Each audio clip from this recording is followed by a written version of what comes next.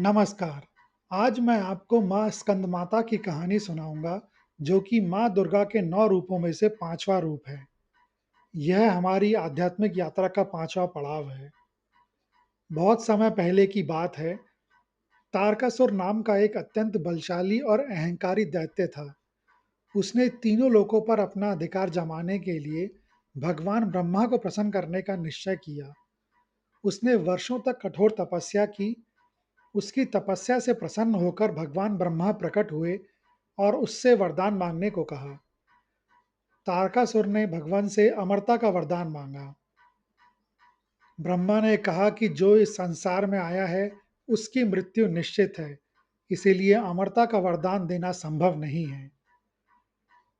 तब तारकासुर ने सोचा कि भगवान शिव महान तपस्वी हैं और वे कभी विवाह नहीं करेंगे, इसीलिए उसने चतुरता से यह वरदान मांगा कि मेरी मृत्यु केवल भगवान शिव के पुत्र के हाथों ही हो।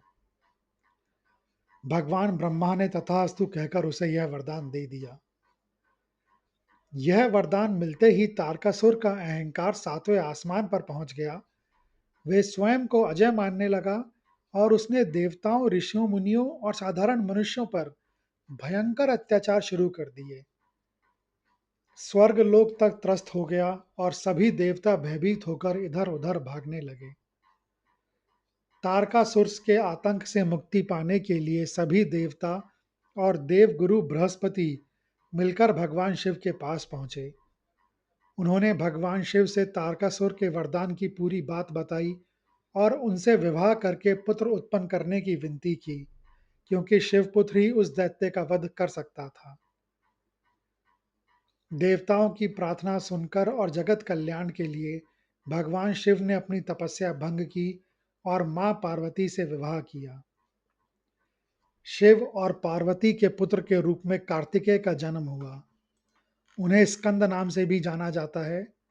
स्कंद शब्द का अर्थ है फूटकर निकलना या छलक जाना, अर्थात शिव के तेज से उत्पन्न हुए। मां पार्वती ने अपने पुत्र को असाधारण पराक्रमी बनाया। जब कार्तिकेय यानी कि स्कंद ने तारकासुर का वध करके देवताओं को उसके आतंक से मुक्त कराया, तो मां पार्वती को अपने पुत्र के इस महान कार्य पर बहुत गर्व हुआ। मां दुर्गा का यह स्वरूप ममता और शौर्य का अद्भुत संगम है। उनकी यह कथा का सार देवताओं के रक्षण और धर्म की स्थापना से जुड़ा है। उनका स्वरूप बहुत ही शांत और ममतामयी है। वह कमल के आसन पर विराजमान होती हैं, इसीलिए उन्हें पद्मासना भी कहते हैं। उनका वाहन शेर है और माँ की 4 भुजाएं हैं। ऊपर वाली भुजा में उन्होंने भगवान स्कंद यानी कि कार्तिकेय को गोद में लिया हुआ है। नीचे वाली भुजा में कमल का फूल है। दूसरी तरफ ऊपर वाली भुजा वर मुद्रा में है, जिससे वह भक्तों को आशीर्वाद देती हैं, और नीचे वाली भुजा में भी कमल का फूल है। उनका वर्ण शुभ्र यानी कि सफेद है और उनके चेहरे पर एक अलौकिक तेज रहता है। पार्वती का यह ममतामयी स्वरूप, जिसमें उन्होंने अपने पुत्र स्कंद को गोद में बिठाया है, स्कंद माता कहलाया। इस स्वरूप में वह अपने भक्तों को यह संदेश देती हैं कि संसार में मातृत्व से बढ़कर कोई भी शक्ति नहीं है और माता अपनी संतान की रक्षा के लिए किसी भी चुनौती का सामना कर सकती है।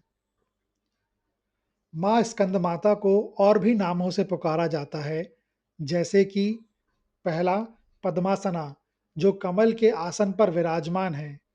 यह नाम दर्शाता है कि माँ संसार यानी कि कीचड़ में रहते हुए भी उससे अछूती और पवित्र हैं।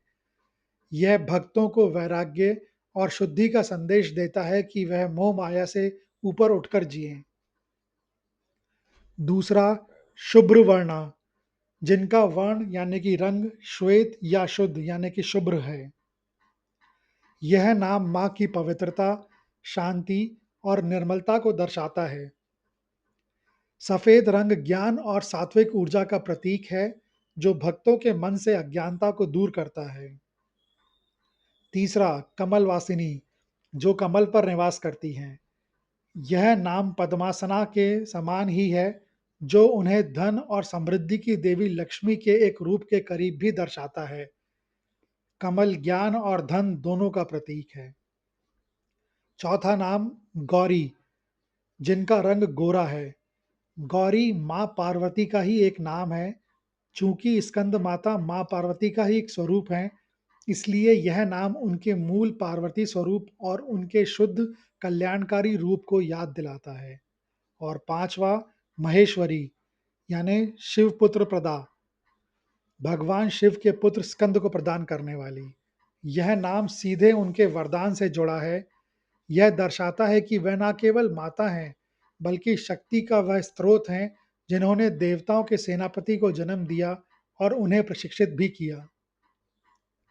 माँ स्कंदमाता को भारतीय आध्यात्मिक परंपरा में विशेष रूप से योग और तंत्र में एक विशिष्ट स्थान प्राप्त है।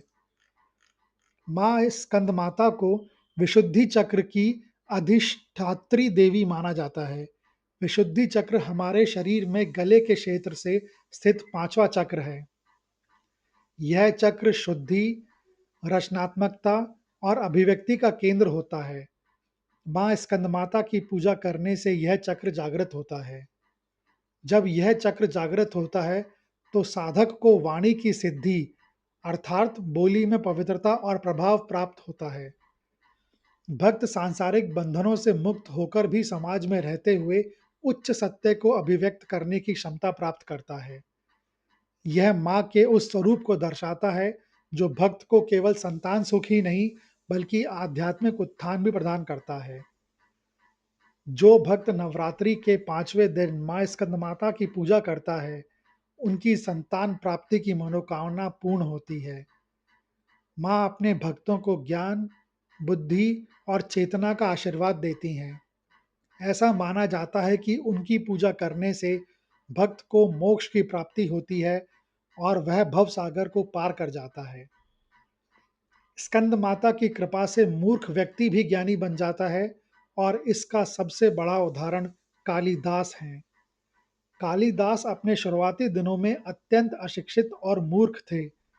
वह जिस गांव में रहते थे, वहां के कुछ दरबारी पंडितों ने उन्हें मूर्ख बनाकर उनकी शादी राजकुमारी विदोत्तमा से करवा दी। विदोत्तमा एक महान विदुषी थी, जिन्होंने यह प्रण लिया था कि वह उसी व्यक्ति से विवाह करेंगी जो उन्हें शास्त्रार्थ में हरा देगा। उन धूर्त पंडितों ने विदोत्तमा से झूठ कहा कि कालिदास एक महान मौन साधक हैं जो केवल इशारों से बात करते हैं। विदोत्तमा को लगा कि वे हार गई और उन्होंने कालिदास से विवाह कर लिया। विवाह के तुरंत बाद विदोत्तमा को पता चला कि उनका पति एक मूर्ख व्यक्ति है जो संस्कृत तो दूर, साधारण बातचीत भी ठीक से नहीं कर सकता। अपमानित महसूस करते हुए विदोत्तमा ने कालिदास से कहा, आप जाकर पहले ज्ञान अर्जित करें। जब आप में विद्वत्ता आ जाए, तब आप लौटकर मेरे पास वापस आएं। इस अपमान से कालिदास को गहरा आघात लगा। उन्होंने उसी क्षण यह दृढ़ संकल्प लिया कि वह ज्ञान प्राप्त करके ही लौटेंगे। राजकुमारी के महल से निकलने के बाद कालिदास गहन तपस्या के लिए निकल पड़े। उन्होंने ज्ञान और शक्ति की देवी को आराधना शुरू की। उन्होंने माँ भगवती के उस स्वरूप की पूजा शुरू की जो ज्ञान और बुद्धि प्रदान करने के लिए जाने जाते हैं। विभिन्न मान्यताओं में यह स्वरूप माँ काली, जिनके नाम पर कालिदास ने अपना नाम बदल कर रखा, का है, और माँ स्कंदमाता का है, जो चेतना का निर्माण करने वाली देवी हैं। उनकी कठोर तपस्या से देवी प्रसन्न हुई और उन्हें बुद्धि, स्मरण शक्ति और उत्कृष्ट काव्य क्षमता का वरदान दिया। वरदान मिलने के बाद कालिदास की चेतना जागृत हो गई। जिस क्षण वे वापस लौटे, उन्होंने संस्कृत में धारा प्रवाह बोलना शुरू कर दिया। देवी की इस कृपा के कारण ही उन्होंने अपना नाम कालिदास यानी काली का सेवक रखा। जब वह लौटकर महल आए और उन्होंने विद्वत्तापूर्ण बातें की, तो विदोत्तमा ने पूछा, आप कौन हैं? कहा जाता है कि कालिदास ने उन्हें अपने ज्ञान का प्रमाण दिया, जिसके बाद विद्वत्तमा ने उन्हें सहर्ष स्वीकार किया। इस चमत्कारी ज्ञान का सबसे बड़ा साहित्यिक प्रमाण उनकी रचनाओं में मिलता है। कालिदास ने माँ पार्वती और शिव के विवाह तथा उनके पुत्र स्कंद यानी कि कार्तिकेय के जन्म पर आधारित महाकाव्य कुमार संभवम की रचना की। कुमार संभवम इस कृति का नाम ही कुमार स्कंद कार्तिकेय के जन्म यानी संभव को समर्पित है। यह दर्शाता है कि उनकी सबसे महत्वपूर्ण और ज्ञानवर्धक रचना सीधे तौर पर स्कंद माता के परिवार से प्रेरित थी। इसीलिए यह भी माना जाता है कि माँ स्कंद माता, जो पार्वती का ही रूप हैं, ने उन्हें यह ज्ञान दिया था जिससे वह देव सेनापति के जन्म की कथा को अमर कर सक पाए। उनकी अन्य प्रमुख रचनाएं जैसे मेघदूतम और रघुवंशम भी इसी वरदान के बाद संभव हुई। यह प्रसंग सिद्ध करता है कि माँ स्कंदमाता ज्ञान की शक्ति हैं, जो अपने भक्तों को अज्ञानता के अंधकार से निकालकर विद्वत्ता के प्रकाश की ओर ले जाती हैं। यह कहानी सुनने के लिए धन्यवाद। अगर आपको यह कहानी अच्छी लगी हो तो कृपया इस वीडियो को ज़्यादा से ज़्यादा लोगों के साथ शेयर करें, लाइक करें व चैनल को सब्सक्राइब करें। कमेंट्स बॉक्स में लिखें, जय माँ स्कंद माता, जय माँ दुर्गा।